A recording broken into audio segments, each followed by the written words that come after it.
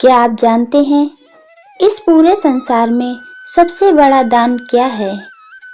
कौन सा ऐसा पुण्य कर्म है जो आपके सभी पापों को धो सकता है? एक राजा था जिसने पुत्र प्राप्ति के लिए हर संभव प्रयास किया, पर नियति ने उसकी संतान की आयु केवल 20 वर्ष लिखी थी।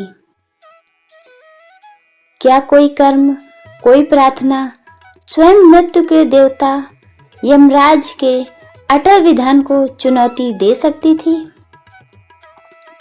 क्या एक भूखे व्यक्ति की तृप्त आत्मा का आशीर्वाद एक राजा के पुत्र को 100 साल की आयु दिला सकती है? आज हम सुनेंगे एक ऐसी अलौकिक कथा जहां एक दयालु राजकुमारी के एक छोटे से दान ने मृत्यु के विधान को भी पलट दिया। यह कथा आपको बताएगी कि बुरे लोगों की पहचान कैसे करें और अन्नदान ही संसार का सबसे बड़ा महादान क्यों कहा गया है। नमस्कार दोस्तों, आपका स्वागत है हमारे YouTube चैनल पर। यह कथा हमें भगवान श्री हरि विष्णु और माता लक्ष्मी जी के बीच हुए एक अद्भुत संवाद से प्राप्त होती है। एक समय की बात है, क्षीर सागर में अपने दिव्य आसन पर विराजमान भगवान विष्णु ने देखा कि माता लक्ष्मी गहन चिंतन में डूबी हुई हैं। भगवान विष्णु कहते हैं, हे देवी, ऐसा प्रतीत होता है कि आज आप किसी अति गहन विचार में मग्न हैं। आप निसंकोच होकर अपने मन का प्रश्न पूछिए। हम आपके हर संशय का समाधान अवश्य करेंगे। माता लक्ष्मी कहती हैं, हे प्रभु, मेरे मन में आज मानव कल्याण हेतु एक बहुत बड़ी जिज्ञासा उत्पन्न हुई है। मैं यह जानना चाहती हूँ कि इस दुनिया में सबसे बड़ा दान कौन सा है, जिसे करने से जीव को पूर्ण पुण्य की प्राप्ति होती है। मनुष्य बुरे लोगों की पहचान कैसे कर सकता है? भगवान विष्णु माता लक्ष्मी की बात सुनकर मुस्कुराते हुए कहते हैं, हे देवी, आपने वास्तव में मानव जाति के कल्याण के लिए अत्यंत महत्वपूर्ण प्रश्न पूछे हैं, जो हर मनुष्य के जीवन में मूल्यवान हैं। मैं आपको इन प्रश्नों का उत्तर एक महत्वपूर्ण कथा के माध्यम से दूंगा। आपको इस कथा को शुरू से अंत तक एकाग्रचित्त होकर सुनना होगा। माता लक्ष्मी कहती हैं, हे प्रभु, मैं आपको वचन देती हूँ कि इस कथा को पूरी श्रद्धा से सुनूंगी और इसका प्रचार समस्त देवलोक में करूंगी। भगवान श्री हरि विष्णु तब देवी लक्ष्मी को कथा सुनाना प्रारंभ करते हैं। भगवान विष्णु कहते हैं, हे देवी, बहुत समय पहले की बात है, किसी नगर में एक पराक्रमी वीर और अत्यंत बुद्धिमान राजा राज्य करता था। वह धर्मपरायण, न्यायप्रिय और दयालु भी था। उसकी रानी भी संस्कारी और धार्मिक भाव की थी। राजा और रानी दोनों ही भगवान भोलेनाथ के परम भक्त थे। वे प्रतिदिन मंदिर जाकर पूजा अर्चना करते थे। राजा के धर्मपूर्ण शासन में राज्य की प्रजा सुखी और वैभव से संपन्न थी। पूरे नगर में केवल खुशियां ही खुशियां बिखरी रहती थीं।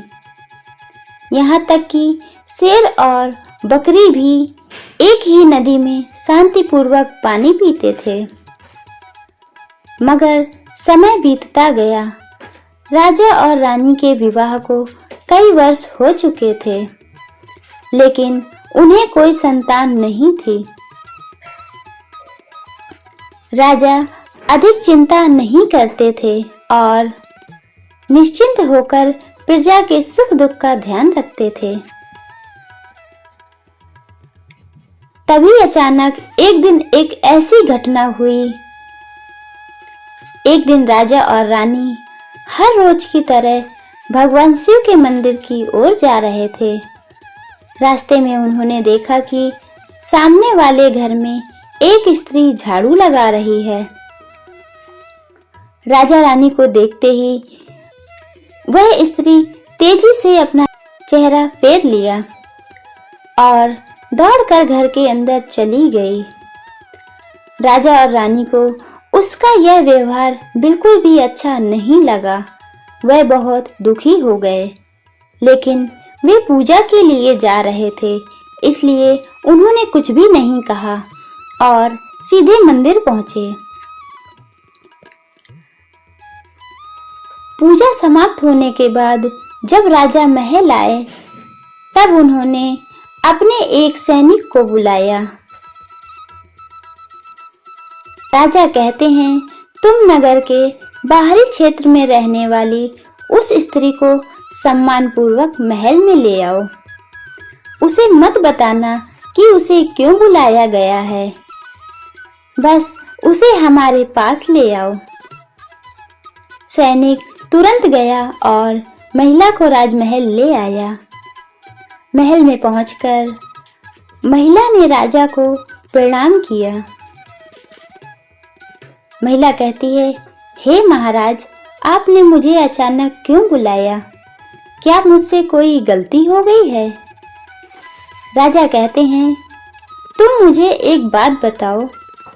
आज सुबह जब मैं और रानी मंदिर जा रहे थे, तो तुमने मुझे देखते ही अपना मुंह क्यों फेर लिया और घर के अंदर क्यों चली गई? तुमने मेरे साथ ऐसा दुर्व्यवहार क्यों किया? महिला ने पूरे साहस के साथ उत्तर दिया, हे महाराज, आप चाहें तो मुझे मृत्यु दंड दे दें, तो भी मुझे कोई ऐतराज नहीं है, परंतु मैं सच ही कहूंगी। हमारे नगर में यह मान्यता है कि जो व्यक्ति सुबह सुबह संतानहीन राजा का चेहरा देख लेता है, उसका पूरा दिन खराब हो जाता है। आप अभी तक संतानहीन हैं और यह किसी भी राज्य के लिए शुभ नहीं माना जाता है। इसी कारण मैंने अपना चेहरा फेर लिया था। उस महिला की बात सुनकर राजा बहुत आश्चर्य में पड़ गए। उन्होंने मन ही मन सोचा, यह स्त्री बिल्कुल सत्य कह रही है। संतानहीन राजा का मुख देखना अशुभ माना जाता है। राजा ने उस महिला को वापस घर जाने की अनुमति दी, लेकिन यह घटना उसके हृदय में गहराई से उतर गई। राजा ने अपनी पत्नी से कहा, हे प्रिय, हमारे नगर के लोग हमारा चेहरा भी देखना नहीं पसंद करते हैं, क्योंकि हमारे पास संतान नहीं है। हमें तुरंत भगवान शिव के मंदिर में जाकर संतान प्राप्ति का यज्ञ करना चाहिए। रानी राजा की बात से सहमत हो गई।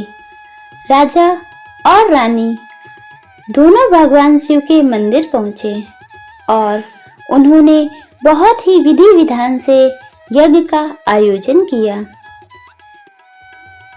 यज्ञ संपन्न होने के बाद भी उन्हें संतान की प्राप्ति नहीं हुई। राजा अत्यंत निराश हो गए। यज्ञ कराने वाले पंडित भी सोच में पड़ गए और बोले, शायद इस राजा के भाग्य में संतान का योग लिखा ही नहीं है। राजा हर संभव प्रयास करके थक चुका था और अब वह गहरी निराशा में डूबा रहता था। एक दिन राजा को याद आया कि दूसरे नगर के वन में एक महान महात्मा जी निवास करते हैं। राजा कहते हैं, हे प्रिय, हमें तुरंत उन महात्मा के पास जाना चाहिए। हो सकता है वह ही हमारे इस कष्ट का कोई समाधान बता सके। राजा और रानी रथ में बैठकर वन की ओर प्रस्थान करते हैं। वे घने जंगल के भीतर महात्मा जी की कुटिया के पास गए। महात्मा जी एक विशाल वृक्ष के नीचे ध्यानमग्न थे। राजा और रानी हाथ जोड़कर विनम्रता पूर्वक चुपचाप खड़े रहे ताकि उनकी साधना में कोई विघ्न न आए। कुछ समय बाद महात्मा जी ने अपनी आंखें खोली और राजा को पहचान लिया। महात्मा जी कहते हैं, हे राजन, आज आप यूं अचानक किस प्रयोजन से हमारे पास पधारे हैं? राजा महात्मा को अपनी सारी व्यथा सुनाते हैं। हमने पुत्र प्राप्ति के लिए यज्ञ किया, परंतु सभी व्यर्थ हो गए। कृपा करके हमारे दुख को हरने का कोई उपाय सुझाइए। महात्मा जी कुछ देर के लिए मौन हो गए और अपनी आंखें बंद करके ध्यान में डूब गए। कुछ क्षणों के पश्चात उन्होंने अपनी आंखें खोली और बहुत ही गंभीर स्वर में बोले। महात्मा जी कहते हैं, राजन, मैंने आपके जीवन का एक सत्य देखा है। आपके पिछले जन्म के किए गए एक घोर पाप के फल के कारण इस जीवन में आपके भाग्य में संतान प्राप्ति का योग नहीं है। राजा उनके चरणों में गिर पड़े और विनती करने लगे। राजा कहते हैं, हे महात्मा, कृपया करके मुझे इस कष्ट से मुक्ति का उपाय बताएं। महात्मा जी राजा को उठाते हुए कहते हैं, इतनी अधीरता शोभा नहीं देती राजन, मैं तुम्हें उपाय बताता हूँ। महात्मा जी अपनी कुटिया के भीतर गए और एक कटोरी में खीर लेकर बाहर आए। महात्मा जी कहते हैं, राजन, महल पहुंचकर आप और रानी स्नान आदि के बाद इस खीर को प्रसाद के रूप में ग्रहण करें। इससे आपको सुनिश्चित ही पुत्र की प्राप्ति होगी। परंतु राजन, एक बात याद रखना, इस पुत्र की आयु मात्र 20 वर्ष की होगी।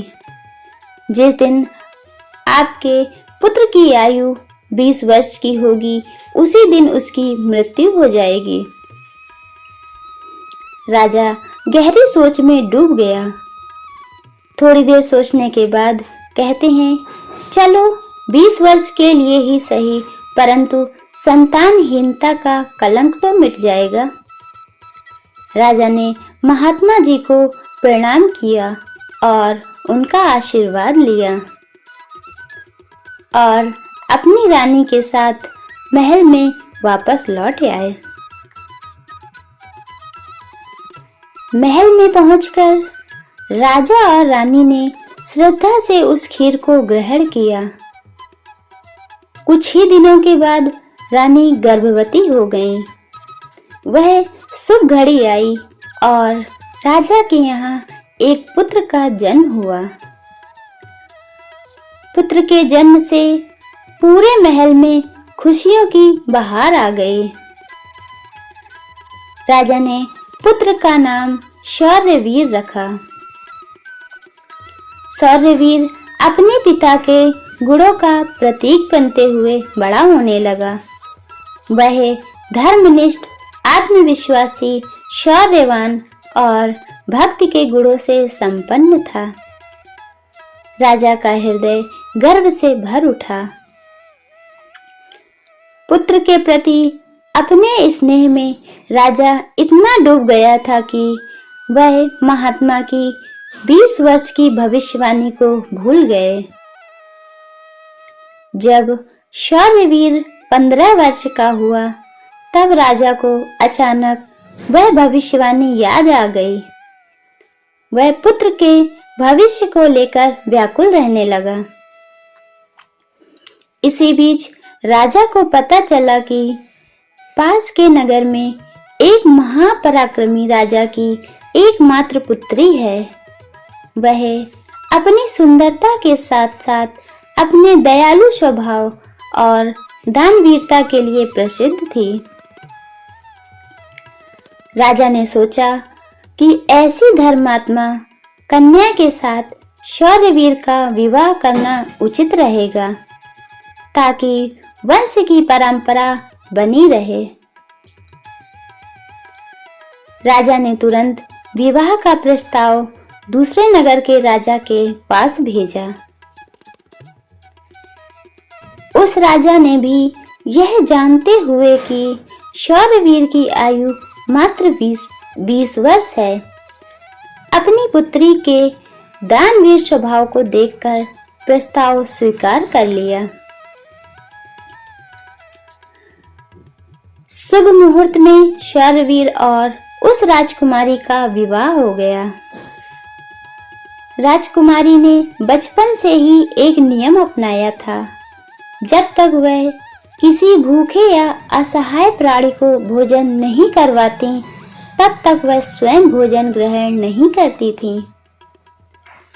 विवाह के पश्चात भी राजकुमारी ने अपने ससुराल में इस नियम को जारी रखा। वह हर सुबह महल के द्वार पर जाकर जरूरतमंदों को भोजन करवाती और अन्न का दान करती। महल के सभी लोग उसकी दया भावना का बहुत सम्मान करते थे। ऐसे ही समय गुजरता गया और शौर्यवीर की आयु 20 वर्ष के अंतिम छोर पर आ पहुंची। राजा और रानी का दिल डर से भरा हुआ था। उन्होंने यह दुखद सत्य किसी को नहीं बताया था। फिर वह दिन भी आ गया जब शौर्यवीर के जीवन में मात्र 3 दिन शेष रह गए थे। राजा और रानी भूख प्यास भूलकर दुखी और कमजोर हो चुके थे। जब शौर्यवीर की मृत्यु का आखिरी दिन आया, राजा और रानी मंदिर में भगवान भोलेनाथ की पूजा अर्चना में लगे थे, ताकि पुत्र वियोग सहन करने की शक्ति मिल सके।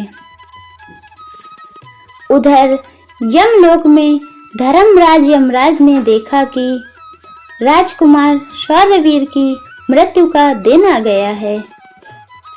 यमराज अपने दूतों से कहते हैं, जाओ, अब से कुछ समय बाद राजकुमार शौर्यवीर के प्राण उसके शरीर से निकालकर यमलोक में ले आओ। ध्यान रहे, उसकी मृत्यु एक विशेष कारण से होनी है। एक सांड द्वारा उसे पीछे से ठोकर मारने से ही शौर्यवीर की मृत्यु होगी। यमराज के आदेशानुसार 2 यमदूत तुरंत पृथ्वी की ओर चल दिए। यमराज की माया के प्रभाव से एक विशाल सांड राजमहल के सुंदर बगीचे में प्रवेश कर गया। संजोग से शौर्यवीर प्रतिदिन उसी बगीचे में टहलने के लिए आता था। यमदूत बगीचे के द्वार पर खड़े होकर उस पल का इंतजार करने लगे। उसी नगर में एक निर्धन ब्राह्मण रहता था। उसकी पुत्री ने हाल में ही एक सुंदर पुत्र को जन्म दिया था। जन्म देने के बाद से ही वह बेटी 3 दिनों से भूखी थी और अब भूख से उसके प्राण निकलने ही वाले थे। ब्राह्मण, जो अब बहुत वृद्ध हो चुका था, वह भिक्षा मांगने के लिए गया। पर उसे कहीं से भी कुछ नहीं मिला। ब्राह्मण की पुत्री कहती है, पिताजी, अब मुझसे भूख सहन नहीं होती। अगर आपको कुछ भिक्षा मिले तो मुझे खाने को दे दीजिए, नहीं तो मेरे प्राण निकल जाएंगे। अपनी बेटी की व्याकुलता को देखकर वृद्ध ब्राह्मण तुरंत दूसरे नगर के राजा के महल के द्वार पर गया। संयोग से उस दिन राजा रानी की चिंता के कारण शौर्यवीर की पत्नी यानी राजकुमारी उनकी सेवा में व्यस्त थी, इसलिए वह गरीबों को भोजन नहीं करा पाई। उसने अपने पति शौर्यवीर के लिए भोजन तैयार करके रखा था। वृद्ध ब्राह्मण को देखकर राजकुमारी को दया आ गई। ब्राह्मण कहते हैं, हे पुत्री, यदि मुझे इसमें से कुछ भोजन मिल जाए तो आपका बहुत बड़ा उपकार होगा। मेरी बेटी कई दिनों से भूखी है। राजकुमारी एक पल के लिए सोचती हैं कि यह भोजन तो उन्होंने अपने पति के लिए बनाया है, पर अगले ही पल उन्हें यह विचार भी आता है कि भूखे ब्राह्मण की सहायता करना अधिक आवश्यक है। मैं पति के लौटने पर नया भोजन बना दूंगी। यह सोचकर राजकुमारी की पत्नी ने अपने पति के लिए बनाया हुआ पूरा भोजन उस भूखे ब्राह्मण को दे दिया। ब्राह्मण भोजन की थाली लेकर तेजी से अपने घर की ओर आया और अपनी बेटी को भोजन कराया। इधर शौर्यवीर बगीचे से वापस महल की ओर लौट रहा था। यमदूत तो तैयार ही खड़े थे। सांड ने राजकुमार को पीछे से ठोकर मारने के लिए अपनी पूरी शक्ति जुटाई। तभी जो भोजन ब्राह्मण की बेटी ने किया था वह पूछती है, पिताजी, आपको यह भोजन कहाँ से मिला? ब्राह्मण कहता है, यह भोजन मुझे दूसरे नगर की महारानी ने दिया है। वह बहुत ही दयालु हैं और उदार हृदय की हैं। ब्राह्मण की बेटी ने यह बात सुनकर सच्ची हृदय से उस भोजन देने वाली रानी को सच्चे मन से आशीर्वाद दिया। कहा, हे भगवान, जिसने भी मेरे पिता को यह भोजन दिया है उसका सुहाग अमर रहे, वह सदा सौभाग्यवती बनी रहे। इस आशीर्वाद की शक्ति इतनी प्रबल थी कि जैसे ही सांड राजकुमार को ठोकर मारने ही वाला था, अचानक दो देवदूत वहां प्रकट हो गए। उन्होंने अपनी दिव्य शक्ति से उस सांड को बेहोश कर दिया। सांड जमीन पर गिर गया और हिल भी नहीं पाया। यमदूत जो दूर खड़े होकर राह देख रहे थे वह हैरान रह गए। यमदूत कहते हैं, हे देवदूतों, तुम कौन हो? तुम यहाँ से लौट जाओ और हमें हमारा काम करने दो। देवदूत कहते हैं, हे यमदूतों, ऐसा कभी नहीं हो सकता। हमें स्वयं भगवान शिव ने यहाँ भेजा है। जिस प्रकार एक श्राप अपना असर दिखा सकता है, उसी प्रकार एक भूखे व्यक्ति का आशीर्वाद भी फलित होता है। राजकुमारी के दान ने मृत्यु के समय को आगे नहीं बढ़ने दिया। दोनों पक्षों में बहस छिड़ गई और यह बहस धीरे धीरे युद्ध में बदल गई। देवदूतों की अद्वितीय शक्ति के सामने यमदूत असहाय हो गए और हार मानकर यमलोक लौट गए। यमदूतों से सारी बातें सुनकर यमराज स्वयं पृथ्वी लोक पर राजा के महल के बगीचे में प्रकट हुए। यमराज देवदूतों को देखकर कहते हैं, विधि का विधान अटल है। जब किसी की आयु पूरी हो जाती है तो उसे यमलोक आना ही होता है। इस राजकुमार की आयु अब पूर्ण हो चुकी है। देवदूत कहते हैं, हे प्रभु, ब्रह्मा जी और विष्णु जी तक को भी श्राप का प्रभाव सहना पड़ा था। यदि श्राप का मान रखा जाता है तो क्या एक भूखे को भोजन देने वाले के लिए मिला आशीर्वाद का मान नहीं रखा जा सकता? यमराज कुछ क्षणों के लिए मौन हो गए। यमराज कहते हैं, आप लोग सत्य कह रहे हैं, तब मुझे क्या करना चाहिए? देवदूत कहते हैं, हे प्रभु, आप इस राजकुमार की आयु 100 वर्ष कर दीजिए।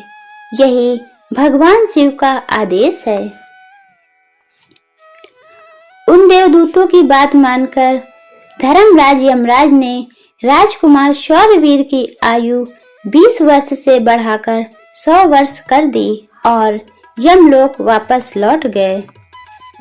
भगवान विष्णु माता लक्ष्मी से कहते हैं, हे देवी, इस प्रकार एक भूखे को भोजन देने के पुण्य के कारण उस राजकुमार की मृत्यु टल गई और उसकी आयु भी बढ़ गई। यही कारण है कि अन्न दान को सबसे बड़ा दान कहा जाता है। किसी भूखे को दिया गया अन्न अश्वमेघ यज्ञ के फल के बराबर होता है। विष्णु भगवान कहते हैं, हे देवी, अब आपको दोनों प्रश्नों के उत्तर मिल गए होंगे। सबसे बड़ा दान अन्न दान होता है। और आपका दूसरा प्रश्न, बुरे लोगों की पहचान। जो लोग दूसरों के सुख में विघ्न डालते हैं, जैसे कि राजा को संतानहीनता का ताना देने वाली स्त्री। हालांकि राजा की संतानहीनता पर अपना दुख प्रकट करना सत्य था, पर राजा के प्रति उसका व्यवहार अप्रिय था। जो लोग दूसरों की सफलता से जलते हैं, दूसरों के अभाव में उनका अपमान करते हैं, वे ही बुरे लोग होते हैं। लेकिन कथा का मूल सार यह है कि व्यक्ति को अपने भाग्य के दोषों को स्वीकार कर दान और धर्म के मार्ग पर चलकर अपने कष्टों का निवारण करना चाहिए। माता लक्ष्मी कहती हैं, हे प्रभु, आज आपने मुझे अनमोल ज्ञान प्रदान किया है और मेरे सभी प्रश्नों का समाधान कर दिया। मैं इस कथा का विस्तार समस्त संसार में अवश्य करूंगी। तो दोस्तों, राजकुमार शौर्यवीर ने दीर्घायु प्राप्त की। राजा और रानी की सभी चिंताएं दूर हो गईं। इस कथा का सार स्पष्ट है। आप जो कुछ भी देते हैं वह आपको कई गुना होकर वापस मिलता है। राजकुमारी का दान केवल भोजन नहीं था, यह सेवा का भाव था, जो स्वयं भगवान शिव को भी प्रिय है। और इसी दान के बल पर उन्होंने अपने पति को यमराज के हाथों से वापस ले लिया। यदि आपको यह कथा अच्छी लगी हो तो वीडियो को लाइक करें, चैनल को सब्सक्राइब अवश्य करें। इस कथा को अपने प्रियजनों के साथ शेयर करें ताकि वे भी इस ज्ञान से लाभान्वित हो सकें। कमेंट में जय श्री कृष्णा अवश्य लिखें। मिलते हैं अगली वीडियो में। तब तक के लिए अपना ख्याल रखिए। धन्यवाद। जय श्री कृष्णा।